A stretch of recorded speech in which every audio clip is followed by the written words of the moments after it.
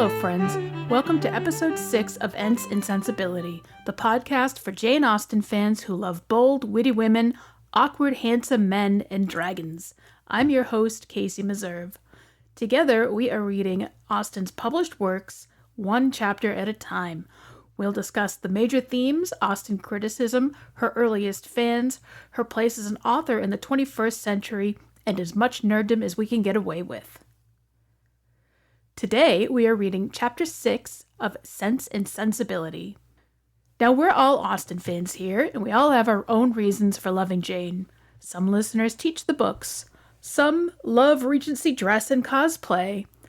Others love the subtlety of Jane's characters or her sarcastic wit, and some of us are bibliophiles who are addicted to her books. All are welcome here on Ents and Sensibility, and the community is meant to be inclusive to all of those who love Austen and literature. I welcome all of you. So I would really like to welcome you, the listeners, to take part in the podcast and talk about your own love of Jane. Everyone has their own story, and I want to welcome members of our diverse fandom. If you'd like to join me for a conversation on the podcast, please send me an email at entsandsensibility@gmail.com or a message on any of the social media channels. Today, I thought we could begin to look at some of Jane's earliest fans, maybe a few of her critics too. I think we'll call this series The Janeites and the Critics.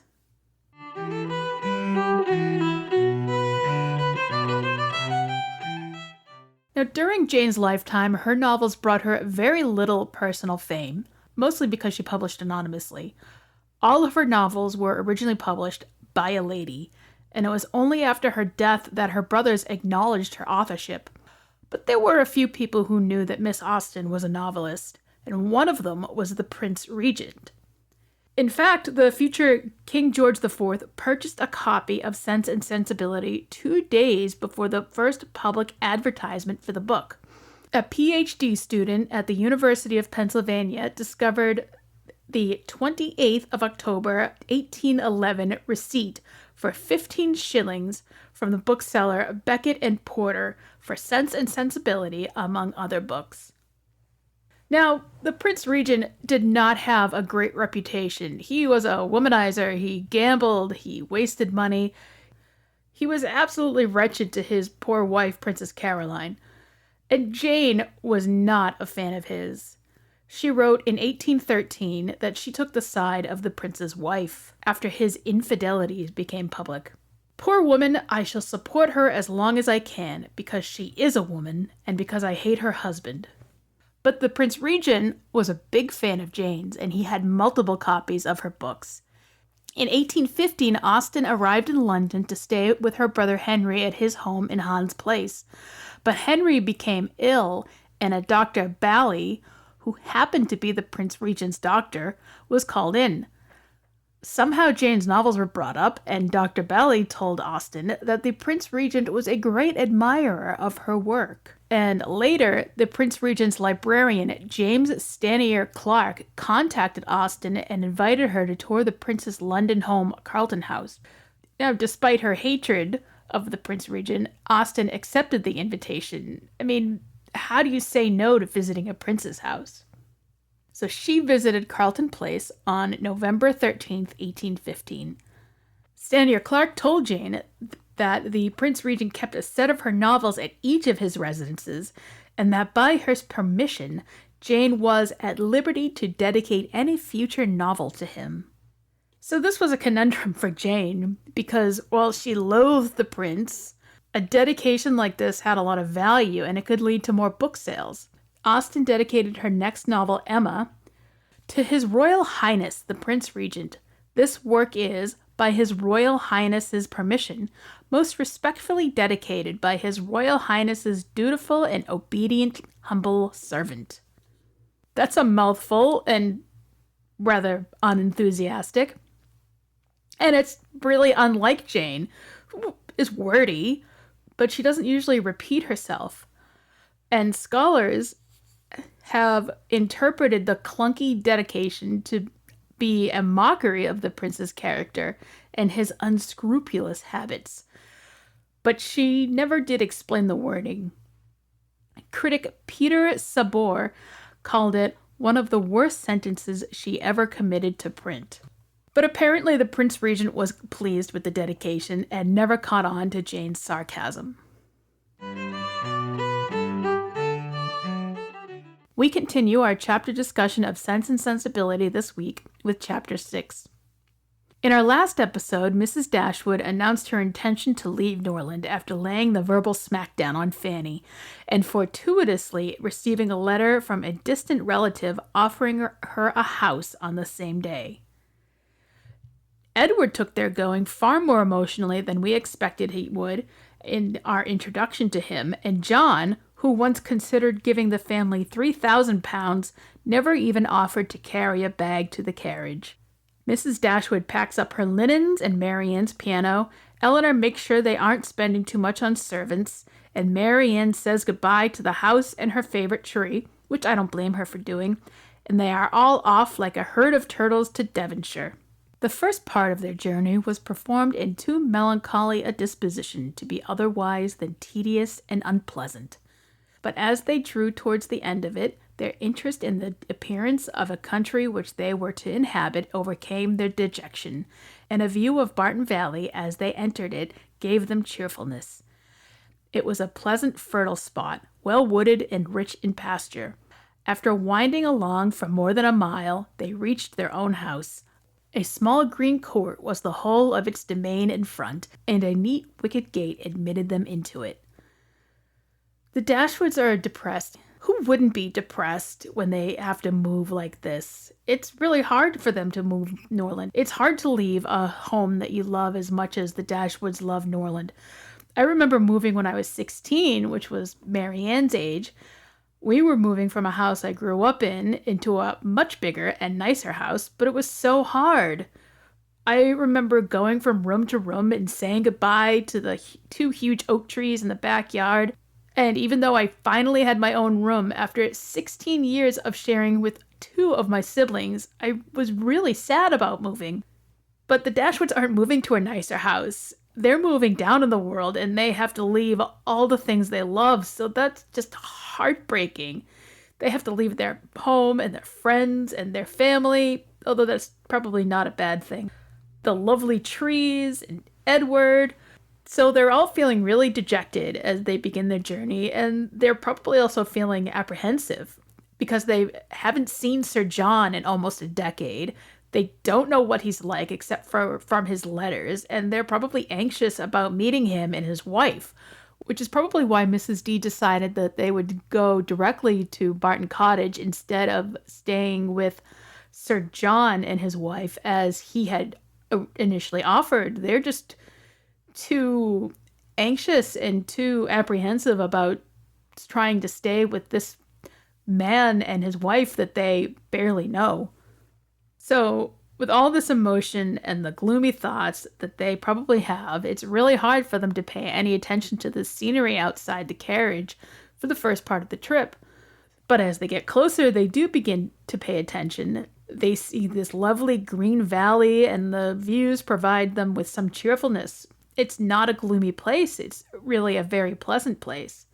In the house, when they finally see it, it's small, but it's also really comfortable and neat. As a house, Barton Cottage, though small, was comfortable and compact. But as a cottage, it was defective, for the building was regular, the roof was tiled, the window shutters were not painted green, nor were the walls covered with honeysuckles. A narrow passage led directly through the house into the garden behind. On each side of the entrance was a sitting room, about 16 feet square, and beyond them were the offices and the stairs. 4 bedrooms and 2 garrets formed the rest of the house. It had not been built many years, and was in good repair. In comparison of Norland, it was poor and small indeed, but the tears which recollection called forth as they entered the house were soon dried away. They were cheered by the joy of the servants on their arrival, and each, for the sake of the others, resolved to appear happy. It was very early in September, the season was fine, and from first seeing the place under the advantage of good weather, they received an impression in its favor which was of material service in recommending it to their lasting approbation. So the house is a lot smaller than Barton. It's smaller than any place that the family has ever lived. But it's not an idyllic cottage either. It doesn't meet the family's romantic notions of what a cottage should be. Now, that romantic cottage is actually pretty close to what a Disney cottage would be, like the woodcutter's cottage from Sleeping Beauty or the Seven Dwarfs cottage in Snow White, but it would be much bigger. I remember the cottages I saw in southern England years back. They were traditional looking cottages with thatched roofs covered with moss, tiny windows with boxes of bright flowers spilling out of them, the wattle and daub walls. These were supposed to be very humble homes. But there was a trend in the late 1700s, early 1800s for the wealthy to build and live in cottages. But these were not small or humble. These were like someone calling their 6-bedroom lake house with a chef-inspired kitchen a camp. So these dwellings, or cottage or nay, were inspired by the romantic and picturesque ideals of the cottage, but they didn't look like cottages except for irregular designs and earth tones and lots of vegetation around them. These buildings appealed to sensibilities, so Marianne may be a little disappointed when she first sees the house, which is plain and regular and has the tile roof and a neat appearance, but it's not the cottage that she pictured. But everyone tries to be very pleased for everyone else's sake. Then the narrator really delves into the landscape around Barton, and it's just breathtaking. Then I don't think Jane gets a lot of credit for her landscape. She doesn't always include a lot of landscape descriptions, but what she does, they're just beautiful. High hills rose immediately behind, and at no great distance on each side, some of which were open downs, the others cultivated and woody.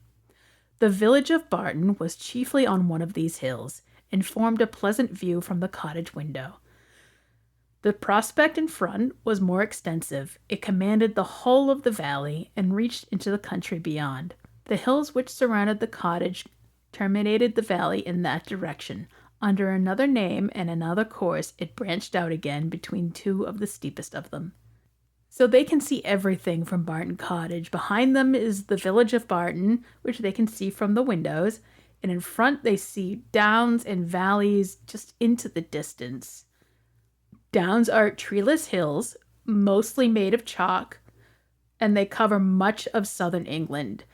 And downs have always intrigued me because as an American, I didn't know why hills were called downs. It just does not make sense. It still doesn't make sense to me. And I know what hills are, but I don't think you can really understand the size of downs until you see them in person. They're enormous.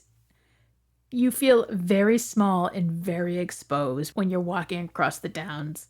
Downs are still used for grazing sheep today, and when you climb them, they're usually far steeper than they look, and you really need to keep an eye out for sheep droppings. As an aside, one day the college group I was with took a cab ride to see the White Horse of Uffington, which is a huge image of a horse carved into the hillside near Oxford. There were sheep everywhere on the downs, and one of the girls wore flip-flops. Let's just say it wasn't pretty. I have some photos from that day.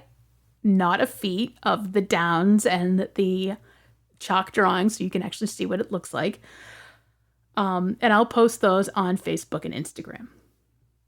Anyways, the Dashwoods settle into the new home. Mrs. Dashwood is pleased with the house, the furniture, although of course she thinks it's too small and that it's lacking. She's used to a much grander lifestyle, but she's got some ideas. Yet to add and improve was a delight to her, and she had at this time ready money enough to supply all that was wanted of the greater elegance to the apartments.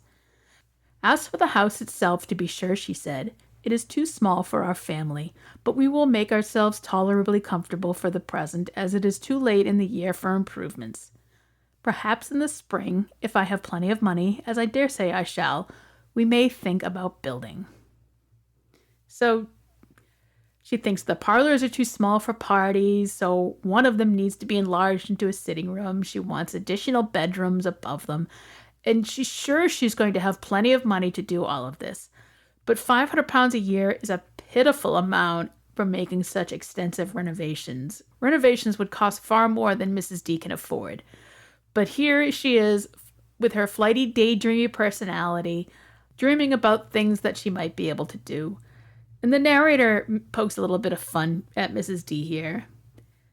In the meantime, till all these alterations could be made from the savings of an income of $500 a year by a woman who had never saved in her life, they were wise enough to be contented with the house as it was, and each of them was busy in arranging their particular concerns and endeavoring, by placing around them their books and other possessions, to form themselves a home. That really is the most important thing. A place is not a home until your stuff is in it. You look at an empty room and it's just a cell until you begin filling it with your stuff. You know, you have your favorite chair, and if you're a book nerd like me, you have to find the best spot for your bookcase, and then you have to arrange all your favorite books in the right order. Marianne's pianoforte finds a spot, and Eleanor's drawings are hung on the wall, and Margaret doesn't have anything to display yet, but that's okay, she's young. So the family Dashwood continues to unpack the next morning when they finally meet their landlord. Now we finally get to meet this man who is so generous in offering a distant cousin a home at a very reasonable rent. So what is Sir John like?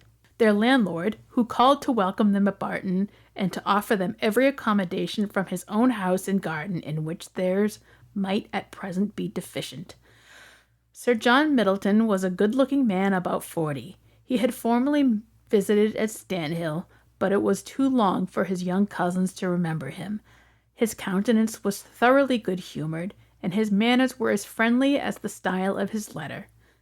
Their arrival seemed to afford him real satisfaction, and their comfort to be an object of real solicitude to him. He said much of his earnest desire of their living in the most sociable terms with his family, and pressed them so cordially to dine at Barton Park every day till they were better settled at home, that, though his entreaties were carried to a point of perseverance beyond civility, they could not give offence. His kindness was not confined to words, for within an hour after he left them, a large basket full of garden stuff and fruit arrived from the park, which was followed before the end of the day by a present of game. He insisted, moreover, on conveying all their letters to and from the post for them, and would not be denied the satisfaction of sending them his newspaper every day. What a guy! Sir John is the anti-John Dashwood. I wonder if that's why they share a first name. Sir John is super kind and generous. Remember that John Dashwood considered sending presents of game and fish to his sisters in Chapter 2? Well, Sir John just met the family, and he's sending over game and vegetables. He's offered to bring them their mail and his newspaper. He's extremely kind and generous. At this time, outside of London, there wasn't home delivery for the post in England, so you would have had to walk to the post office to pick up and drop off letters. Sir John has offered to do that for him, and he's bringing them his newspaper. And it wasn't uncommon to share a newspaper around the neighborhood at that time, but he's almost too kind. His entreaties were carried to a point of perseverance beyond civility. So he's kind to the point beyond being civil or friendly, to the point of rudeness. He's that person who insists that you have to do something with them. Even though what he's offering sounds very pleasant, he's insisting to the point that makes the Dashwoods a little uncomfortable. But, he's so nice that you can't say no to him. Now, Sir John's wife, Lady Middleton, is very different from her husband. Lady Middleton had sent a very civil message by him, denoting her intention of waiting on Mrs. Dashwood as soon as she could be assured that her visit would be no inconvenience. And as this message was answered by an invitation equally polite, her ladyship was introduced to them the next day. They were, of course, very anxious to see a person on whom so much of their comfort at Barton must depend, and the elegance of her appearance was favorable to their wishes. Lady Middleton was not more than 6 or 7 and 20. Her face was handsome, her figure tall and striking, and her address graceful. Her manners had all the elegance which her husband's wanted, but they would have been improved by some share of his frankness and warmth, and her visit was long enough to detract something from their first admiration, by showing that, though perfectly well-bred, she was reserved, cold, and had nothing to say for herself beyond the most commonplace inquiry or remark. So Lady Middleton is a stickler for formality. She very properly sends the Dashwoods a note, and they very properly return one. She is tall and elegant and beautiful, but she's cold. She's so focused on etiquette and protocol that all she needs is to be plated in gold, and you could bring her into space as your protocol droid. And she's a huge contrast from her husband, who is so outgoing and friendly that he becomes uncivil. He's almost rude in his desire to be of service to the Dashwoods.